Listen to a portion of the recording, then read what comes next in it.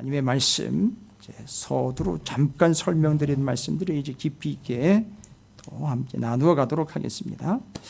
여러분, 우리가 봐야 될 것이 누가복음 9장과 10장 아주 명확하고 명백한 진리 타이틀이죠.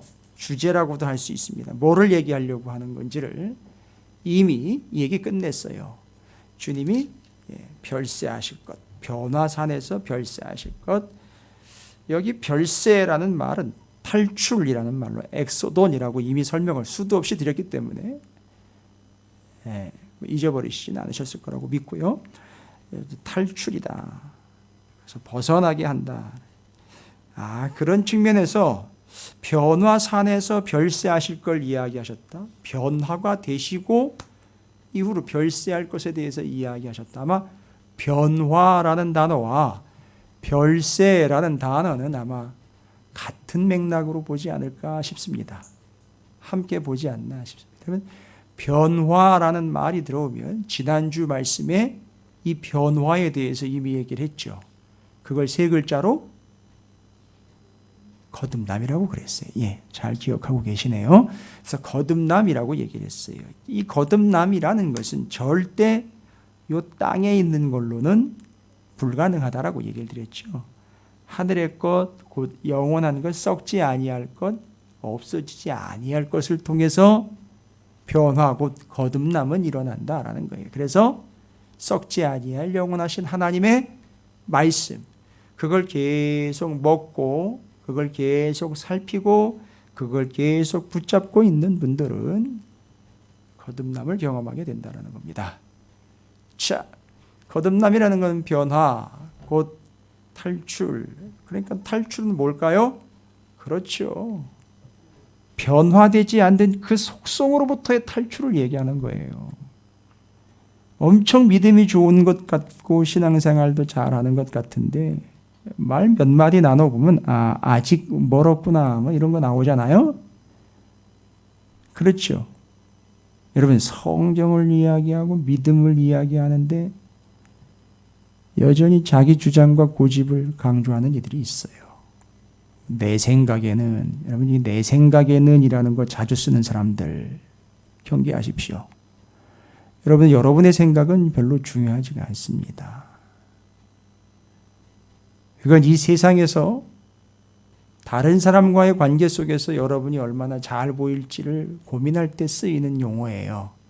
하나님과 관계에서 여러분 생각을 한번 해보시죠. 주님을 만났는데 주님과 대화를 이루고 변화산에서 엘리야나 모세나 이런 분들이 함께 하고 있는데 거기서 여러분이 낄 기회가 생겼어요. 그 자리에 낄 수 있는 기회가 생겼는데 거기서도 내 생각에는 난발을 해요. 어쩔 수 없어요. 그렇게 평생 살아왔기 때문에. 그건 뭐 거듭남이나 탈출, 변화랑은 전혀 상관이 없는 삶이라고 이야기할 수가 있습니다. 그럼에도 불구하고 포기하지 않고 우리는 영원한 것을 붙잡고 삽니다. 그럼 9장, 10장, 이제 오늘은 어떤 관점에서 누가복음의 9장, 10장을 보느냐? 1절과 9장 29절 탈출, 변화되어서 31절 별세하실 것을 말할 때라고 얘기합니다. 자, 여러분, 탈출입니다. 탈출. 그러니까 주님이 이제 우리를 탈출시키실 거예요. 여러분, 제가 결론적으로 이야기해야 되는데 먼저 이야기를 하나 드릴게요. 뭐가 있느냐 하면 여러분 800년짜리 감옥을 탈출시킨 얘기가 여기 나와요.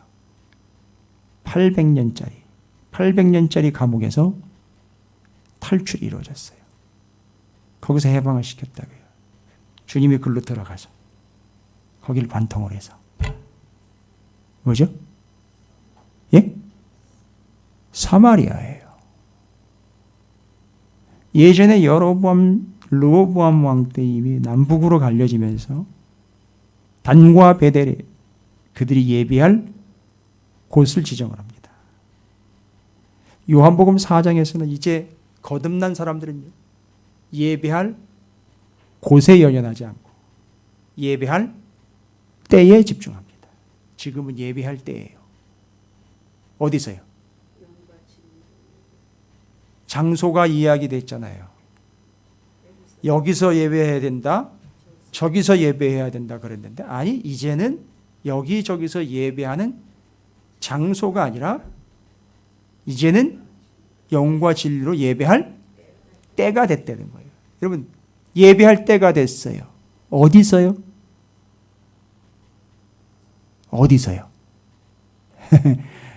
어디에서든. 아무데나 이러시면 안 돼요. 어디에서든 이제는 예배해야 될 때가 된 거예요. 집에서건, 가정에서건, 사업장에서건, 학교에서건, 여러분이 잠깐 커피 마실 시간이 주어진 벤치에서건 예배할 수 있어요. 핑계하지 마십시오.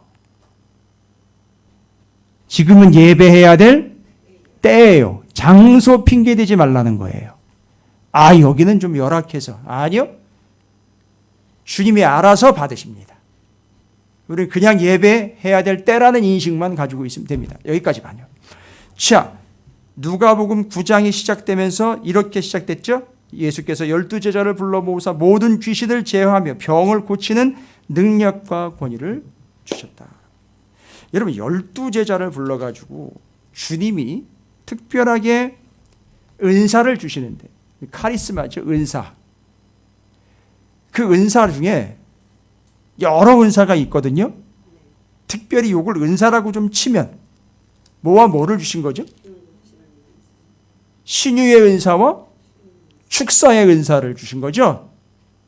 은사주의자들이 얘기하는 걸로 얘기하면 그거예요.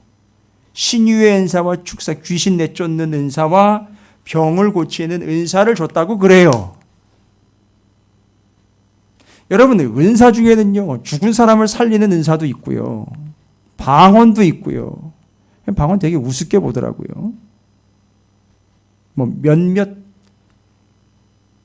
은사를 소중히 여기는 이들 속에서도 이 방언 같은 걸 되게 우습게 여기기도 하고, 여러 가지 은사들이 있어요. 그렇죠? 근데 그 중에 주님은 특별히 제자들에게, 사랑하는 제자들이 나가가지고 열심히 전해야 되는데, 은사 중에 뭔 은사를 주면 두 개? 병 고치는 은사와 축사의 은사를 줬다라고 얘기합니다. 여러분, 왜일까요? 왜 여러 은사 중에 특별히 언급된 건 두 개밖에 없어요? 제자들한테 여러 개 좀 좋잖아요. 아까워서요? 주님이 자기 은사를 다 내주면 이게 빈 껍데기 돼버릴 것 같아서요? 예? 왜일까요? 고민 안 해보셨죠? 예. 질문하고 오래 기다리고 퇴근하지 말라고 주문이 들어왔는데, 예. 그러지 말아야죠. 그런데 제가 즉각 답을 내드리면 죄송합니다만 여러분에게 유익이 없어요. 여러분에게 유익이 없어요. 저한테 유익이 있는 거지. 자, 저도 이걸 모르고 있다가 본문을 여러 번 읽고 묵상을 하면서 주일 오후부터 이제 본문이 제 묵상이 들어가거든요. 수요일 본문은 주일 오후부터 왜 병 고치는 은사와 축사예요. 이게 더구나 누가복음입니다. 누가는 의사죠. 의사이기 때문에 이제 환자들을 남달리 보는 관점이 좀 있어요. 누가복음에도 그게 나오고요. 알고 봤더니 다른 은사가 귀중하지 않고 이 은사가 소중해서 두 개만 얘기한 게 아니라 그 당시 상황이 귀신 들린 사람하고 병에 걸려가지고 아픈 사람이 너무 많은 거예요. 여러분 지금 상상 초월이에요. 여러분 지금 이 본문을 자꾸 우리식대로 보고 지금 스타일로 자꾸 보시는데요. 아니요. 이 당시에 귀신 속으로서 살아가고 있는 거예요. 사람들이. 왠지 아십니까? 예수 그리스도 오시기 전까지 구약 시간 내내 예수 오시기 전까지 무슨 짓을 했느냐면 맨 우상 숭배하고 살아온 거예요. 그러니까 귀신이 우글우글한 거예요. 우상을 허용한 거라고 말입니다. 마치 포괄적 차별금지법 같은 것을 허락하면서 가면 이 나라가 엉망진창이 되는 것처럼 그렇게 귀신들 우상 숭배를 허용을 하면서 왔기 때문에 귀신이 온 도처에 우글우글한 거예요. 귀신 들린 사람이 너무 많은 거예요. 이해가 되시죠? 그리고요, 의료가 발달이 안 됐기 때문에 병든 사람이 너무 많은 거예요. 이건 의사 누가가 본 거예요. 뭐도 손을 못 써요? 의사인 누가도 손을 못 쓸 정도로 너무 병든 사람이 많은 거예요. 그러니까 뭐예요 이제? 예수님이 제자들과 함께 할 일이 뭐예요? 이 귀신 들린 수많은 사람들과 병 걸린 사람들을 뭐 해야 되는 거죠? 뭐 하러 왔다? 탈출시키러 왔다. 해방시켜줘야 되는 거예요. 그래서 제자들한테 이걸 급처방으로 안겨서 내보내는 거예요. 70인 그렇게 해서 내보내는 거예요.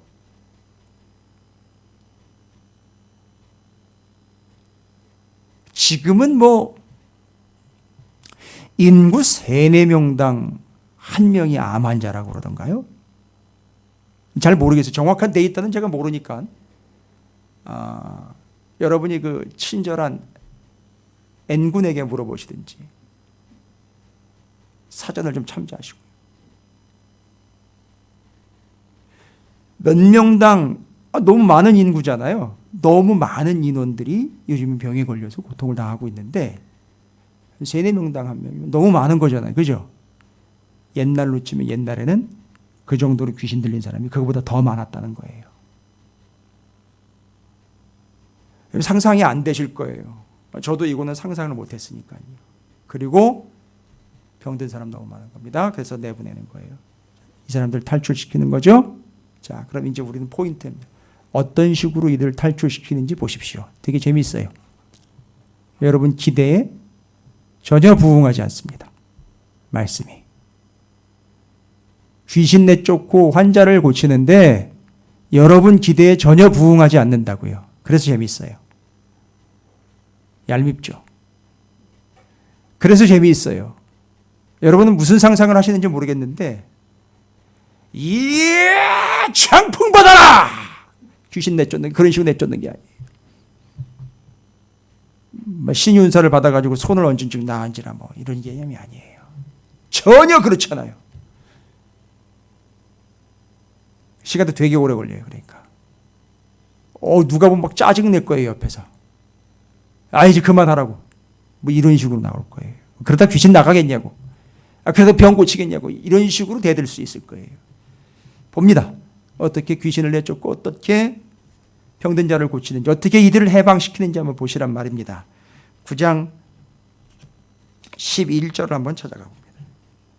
9장 11절 먼저 9장 11절 그냥 9장 6절 보겠습니다. 9장 1절에 이어서 이제 9장 6절을 먼저 좀 살펴봅니다. 9장 6절 찾았습니까? 제자들에게 뭐와 뭐를 줬다 그랬죠? 9장 1절에 9장 1절에 그거 해방시키라고 예수님이 2개 주신 게 귀신 제어하고 병을 고치는 능력과 권위 주셨다 그랬죠? 근데 9장 6절에 보니까 실제로 어떻게 고쳤는지 보십시오. 9장 6절 제자들이 나가 각 마을에 두루 다니며 곳곳에 뭐래요? 복음을 전하며 병을 고치더라 라고 나와 있어요. 어떻게 병을 고쳤어요? 복음을 전해서요.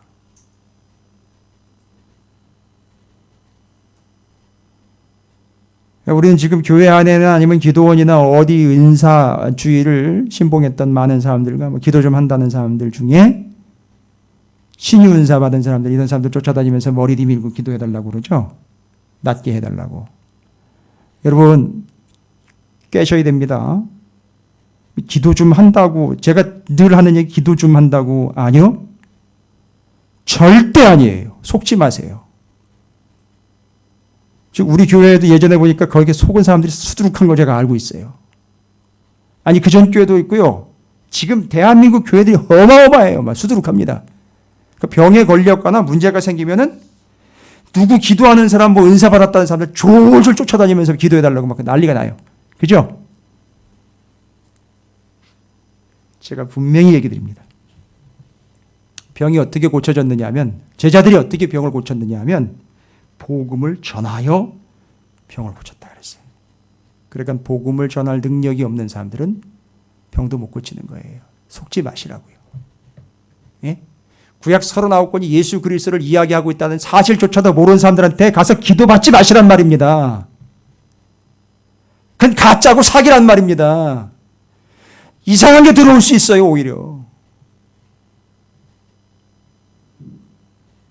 아니, 그래도 그 사람 기도 많이 하고. 사람 본 거죠. 사람 본 거예요, 그거는요. 뭘 보시는 거예요? 정확하게 아시는 거예요? 도대체 그분에 대해서? 아니, 그 사람에 대해서? 그런 부류에 대해서? 좀 깨셔야 됩니다. 제가 아주 걱정스러워서 얘기 드리는 거예요. 왜요? 9장 1절이 남의 얘기가 아니라 옛날 얘기가 아니라 오늘날 얘기인 거예요. 9장 1절이 뭐예요?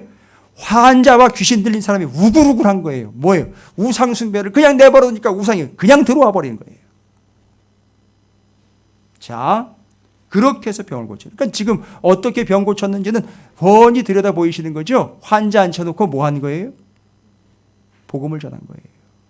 예수가 누구인지를. 복음은요, 무엇이다가 아니라 누구이다잖아요. 예수를 전한 거예요. 예수를 전하려면은요, 구약에 39권이 전체가 정리가 돼야 되는 거예요. 그걸 선지자의 말씀들과 예수 그리스도가 이런 분이고, 그래서 예수 그리스도를 믿으면 구원을 얻는 거다라고 복음을 전한 거예요. 근데 거기서 어떻게 됐어요? 병이 낫는 거예요. 근데 요즘 왜 병 낫는 일이 없을까요? 그렇게 병을 낫게 해야 되는데 그렇게 안 하고 엉뚱한 짓을 하면서 병을 낫게 하겠다라고 곁길로 왔기 때문에 지금은 역사가 안 나타나는 거예요. 이해가 되시죠? 제가 또 갑자기 목소리가 커졌어요. 너무 답답한 일이 지금 일어나고 있기 때문에. 지금 이때부터 예수 그리스도께서 제자들에게 이 능력 주셨을 때부터, 이 능력은 무슨 능력이에요? 그러니까 그 말씀의 능력을 가진 사람들이 제자들인 거예요. 그리고 예수 그리스도가 누구인지를 39권을 가지고 설명할 수 있는 그들이 바로 능력자들이었던 거죠. 이때부터 이렇게 복음을 전하여 말씀을 전하여 병을 고치는 것이 계속 이어져 왔다면 오늘날에도 병 역사, 이 병 고침의 역사가 너무너무 많이 나타났을 거예요. 이게 어떻게 됐다? 중간에 다 사라진 거예요. 그리고 뭐가 들어와요? 능력자들이 들어오는 거예요.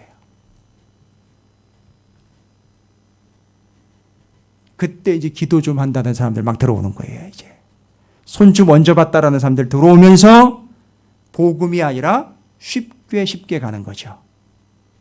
그렇게 해서 병 고침의 역사를 조금 어떻게 편리하게 좀 가볼까. 여러분, 그게 틀렸다는 건 아니에요. 근데 전부 그런 식으로 가다 보니까 복음을 전하여 환자가 낫게 된, 병이 낫게 된 이 역사는 점점 줄어들었다는 거예요. 지금 거의 다 사라졌어요. 여러분, 지금 환자 앉혀놓고 복음 전하는 사람 봤어요? 침상에서 지금 아파가지고선 벌벌 떨고 있고 더 이상 죽어가는 사람인데 그 사람한테 가가지고 성경 펼쳐놓고 창세기부터 이 말씀 전하면서 펼쳐가면서 예수 그리스도가 누군지를 설명하는 그런 거 보셨어요? 그래서 안 나타나는 거예요. 자, 두 번째. 이렇게 해방이 일어나는 겁니다. 여러분, 어떻게 해방이 일어난다고요? 그 복음을 전함으로 병으로부터 해방이 나타납니다. 그 다음에 귀신부터 해방입니다. 9장 11절. 9장 11절입니다. 9장 11절, 10절부터 사도들이 돌아와 자기들이 행한 모든 것을 예수께 여쭈니 데리시고 따로 베세다라는 고을로 떠나가셨으나 무리가 알고 따라왔거늘 예수께서 그들을 영접하사 하나님 나라의 일을 이야기하시며 뭐예요? 병 고칠 자들은 뭐하다? 고치시더라. 어떻게 했다고요? 하나님 나라의 일을 전하심으로 병 고칠 자들을 고쳤다. 여러분, 하나님의 나라의 일은 어떤 일일까요? 하나님의 나라의 일은 어떤 일일까요? 하나님 나라의 일은 수도 없이 얘기했잖아요. 하나님 나라의 일이니까. 그 나라. 그 나라는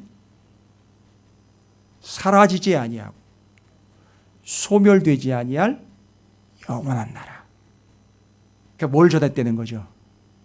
영원한 걸 전했다는 거죠. 잠깐 있다가 사라질 걸 전한 게 아니라 영원한 걸 전한 겁니다. 당연하지요. 말씀이에요, 말씀. 됐습니까? 그래서 병 고침의 역사는 복음과 하나님의 나라의 영원한 말씀을 전하여 어떻게 했다? 그 병이 나은 거예요. 여러분, 꼭 하시기 바랍니다. 해 보시는 게 아니라 하시기 바랍니다. 그래서 제가 말씀을 놓지 않는 이유인 거예요. 저는 믿어요. 제가 저를 고치거나 어떤 현상이 저를 고치는 게 아니고 말씀이 저를 고칠 거예요. 그래서 저희 집에는 말씀이 풍성해야 하는데요. 요즘엔 목사 집안에도 말씀이 풍성한 집안이 없어요. 왜냐하면 별로 시덥지 않게 여기는 목사의 자녀들도 있고요. 목사의 가족들도 이 말씀에 대해서 별로 대수롭지 않게 생각하는 그런 가정들이 있어요. 쉽지 않죠. 어렵죠. 참 고군분투해요. 목사 혼자. 쉽지 않은 일들이에요. 그러니 뭐 사랑하는 성도 여러분들의 가정은 어떻겠습니까? 제가 알아요.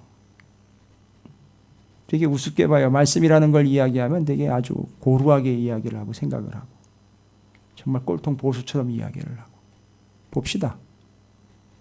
한번 봅시다. 나중을. 그 나중을 봅시다. 두 번째 귀신을 내어쫓습니다. 귀신으로부터 해방이에요. 병으로부터 해방, 귀신으로부터 해방. 딱 두 가지 이야기하면 이건 얘기 다 끝나는 거예요. 그리고 사마리아 해방 끝나는 겁니다. 이렇게 이해하시면 여러분 복잡하지 않습니다. 9장 42절이죠. 9장 42절. 예.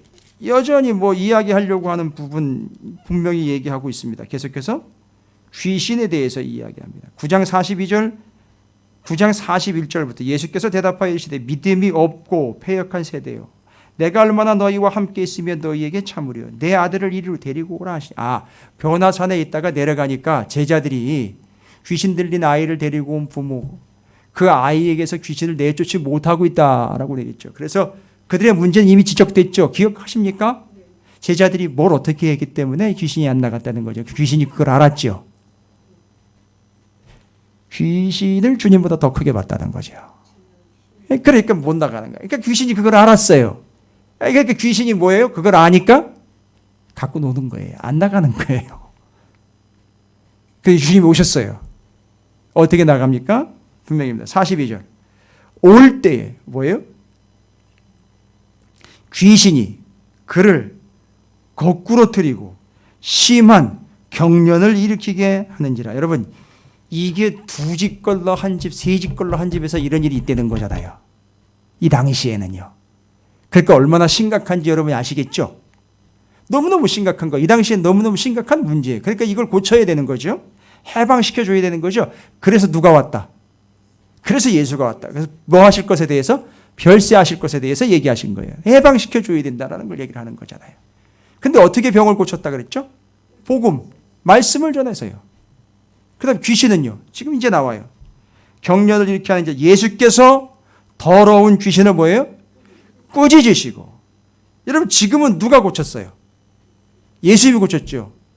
누가 고쳐야 될 때가 오죠? 누가 없이? 예수님이 없이 제자들이요. 지금은 없다라는 표현이 아니라 눈에 안 보이지만 함께 하시지요. 그래서 지금 현재 우리는요. 맞아요. 우리도 역시 우리가 귀신을 내어 쫓아야 될 상황이 도래합니다. 어떻게 해야 돼요? 모르면 9장 1절 가면 되잖아요. 모르면 9장 1절 가면 되잖아요. 어떻게 해요? 주님의 권세요. 권세, 권능, 권위를 힘입으세요. 그래서 귀신 내어 쫓을 때 자꾸 예수 그리스도의 이름으로 예수 그리스도의 이름으로 그러는데 뭔 뜻인지도 모르고 예수 그리스도의 이름으로 자꾸 이게 수십 번 하는데 넌 예수 이름으로 해라. 난 내 이름으로 할 테니까 귀신이 앉아가지고 그거 하고 있는 거예요. 됐습니까? 귀신은 나를 보고 나가지 않습니다. 내 옆에 있는 누군가를 보고도 나가지 않아요. 귀신은 주님의 명령에 복종합니다. 예수 그리스도의 권위? 그럼 여러분 안에 예수 그리스도의 권위가 있습니까? 없습니까? 증거가 뭡니까? 예수님의 권위가 여러분 안에 있다라는 증거가 뭡니까? 그 권위는 위로부터 왔다 그랬어요. 그 위로부터 온 거 가지고선 그 권위에 복종하면 거듭난 삶을 살게 된다라고 얘기 드렸어요. 그러니까요. 여러분 안에 주님의 권위가 건세가 있다는 증거는요. 뭐예요? 권위니까. 누구의 권위죠? 예수의 권위에 뭐 하면요? 순종하고 복종하면 여러분 안에는 예수의 권위가 있는 거예요. 이게 연결이 되셔야 돼요. 여러분에게는 뭐가 있다고요? 내 안에는 예수의 권위가 있다. 자꾸 착각하지 마세요. 내 권위가 아니라고요. 예수의 권위는 어떤 권위입니까? 구체적으로 얘기하면 내가 예수 그리스도께 복종하는 걸 예수의 권위라고 부른다고요. 여러분이 예수의 말씀에 복종하면 여러분에게 예수의 권위가 있다고요. 그래서 그 권위를 힘입어 귀신을 내어줄 수 있는 거예요. 근데 내 주변에 귀신 들린 자가 와가지고 귀신 내어쫓으려고 나한테 부탁을 했는데 내가 아무리 얘기를 해도 안 나가요. 그러니까 이 사람은 어떻게 한 거예요, 평생? 교회는 수십 년 다녔으나 예수 그리스도의 명령에는 한 번도 복종한 적이 없다는 거죠. 그게 들통이 나는 거예요. 그게 귀신 앞에서 들통이 나는 거예요. 그래서 귀신이 너무너무 우습게 보는 거예요. 예수의 이름을 얘기를 하는데 너는 정작 예수의 권위에는 복종해 본 적이 없구나. 들통이 탁 나버리니까 귀신이 그냥 널브러져 앉아가지고 안 나가는 거예요. 됐죠? 그래서 42절 귀신은 어떻게 해서 나갔느냐? 어떻게 해서 귀신으로부터 해방됐느냐? 예수 그리스도의 권위 아래에서 해방되는 거예요. 여러분에게 예수 그리스도의 권위가 있느냐 이거예요. 여러분에게 주의 말씀이 복음이 있느냐 이거죠. 그 말씀의 권위에 복종하는 바가 있느냐 이겁니다. 그럴 때 귀신은 우리에게 엄습도 못하는 거예요. 엄습도 못합니다. 다른 이에게 끼친 귀신이 여러분의 명령에 나갈 수 있어요. 그런데 여러분을 보고 나가는 게 아니라 여러분 안에 있는 예수의 권위를 보고 나간다는 겁니다. 할렐루야. 여러분이 그 말씀을 행하는 자가 되어야 돼요.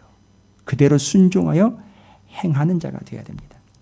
마틴 루터가 1539년에 가톨릭으로부터 종교 개혁을 이루면서 신앙의 개혁, 신학의 개혁을 이룹니다. 그때 성도들에게 신학과 신앙하는 방법 세 가지를 정확하게 얘기를 해요. 뭘 통해서 우리가 신학과 신앙을 제대로 정립을 할 수 있는 방법 세 가지입니다. 이건 그 당시에 카톨릭이 이루어지지 못했던 것들로부터 탈출을 해서 제대로 된 신학을 가지고 개혁을 이뤘던 마틴 루터가 실제로 했던 방법이죠. 좀 말이 어려워요. 라틴어이기도 하고요. 어려운 말이기도 합니다.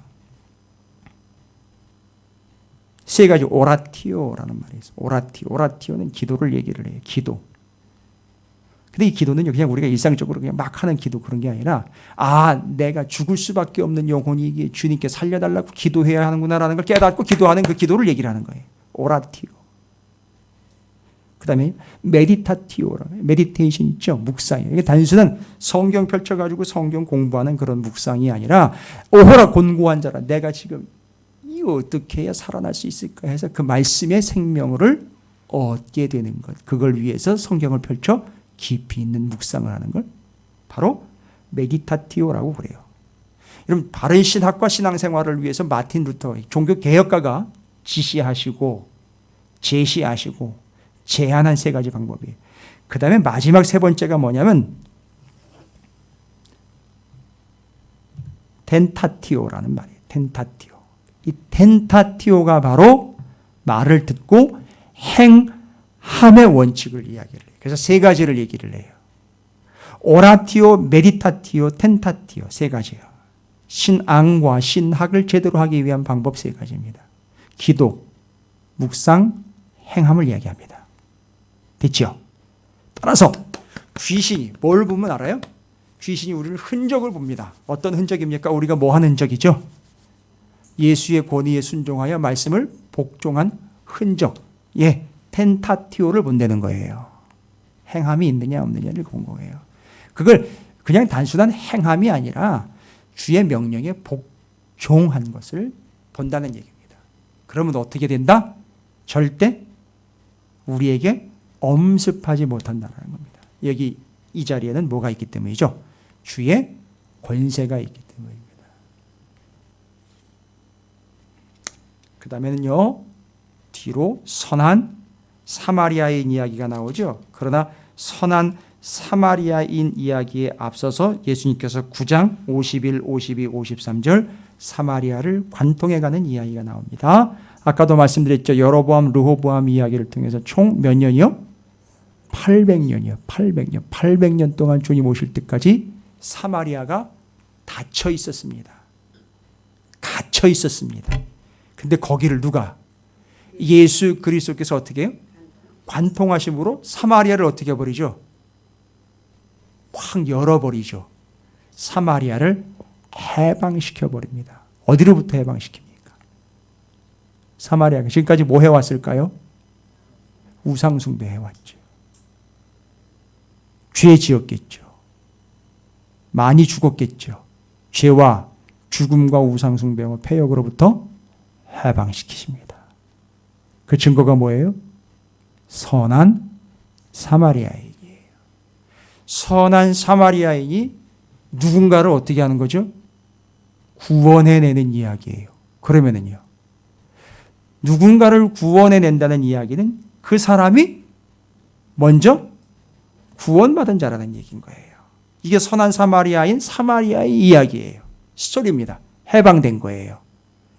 그 내용의 요지는 뭐냐? 잘 보십시오. 이제 진정한 해방, 사마리아의 해방, 구원받은 자, 구원을 시키는 자 이야기 스토리. 누구와 누구를 목숨을 다하여 사랑하냐? 주님을요. 그리고 내 이웃을 그렇게 사랑하라라고 해서 분명히 여기서 이야기하는 명확한 제시, 명확한 지침. 예, 자 보십시오. 10장 28절입니다. 10장 28절. 선한 사마리아인 비유에 앞서서 어떤 율법 교사죠. 이 사람 율법 교사면 뭐에 능한 사람입니까? 말씀인데 말씀 중에 율법, 모세, 오경에 능한 사람이잖아요. 그 사람이 와가지고선 묻습니다. 근데 시험하여 물으려고 하는 거예요. 되게 교만한 자죠. 내가 무엇을 해야 어떻게 해요? 영생을 얻으리까. 예수께서 이르시되 율법에 무엇이라 기록되었으며 내가 어떻게 읽느냐. 너 지금 성경 그렇게 수도 없이 읽었는데 성경에 뭐라고 나와 있어? 율법에 뭐라고 나와 있어? 대답하여 이르되 내 마음을 다하며 목숨을 다하여 힘을 다하며 뜻을 다하여 주 너의 하나님을 사랑하고 또한 내 이웃을 내 자신같이 사랑하라 하였나이다. 여러분 사마리아가 어떻게 해방됐느냐 하면 요걸로 해방된 거예요. 주님을 사랑하고 이웃을 사랑한 것 때문에. 이 사마리아인 비유가 그걸 얘기를 해주는 거예요. 우리가 어떻게 해야 해방되는지 아십니까? 주님을 그렇게 사랑하고 이웃을 내 몸과 같이 사랑할 때, 자 28절 예수께서 이르시되 내 대답이 뭐예요? 옳도다. 이를 뭐하라? 행하라. 그러면 살리라예요. 행하라. 그럼 산다는 거예요. 와우, 귀한 대답입니다. 말씀 그대로 뭐하라? 아까 텐타티오 얘기했죠. 행함. 그 행함의 흔적을 보고 뭐가 나간다 그랬죠? 귀신이 나간다 그랬죠. 귀신 나가면 어떻게 되는 거죠? 우리가? 사는 거죠. 예, 맞습니다. 그러니까요. 그러면 산다는 건 또 그거 행하면 산다는 거. 말씀 행하면 산다는 거죠. 왜요? 말씀 행하면 삽니다라는 이야기는 이게 순환구리처럼 물고 무는 거죠. 말씀 행하면 살아요. 산 사람은 또 뭐를 해요? 예? 산 사람은 또 어떻게 해요? 말씀을 행하면 살아요. 또 그렇게 해서 산 사람은 뭐 합니까? 말씀을 행해요. 그럼 또 살아요. 그럼 또 어떻게 해요?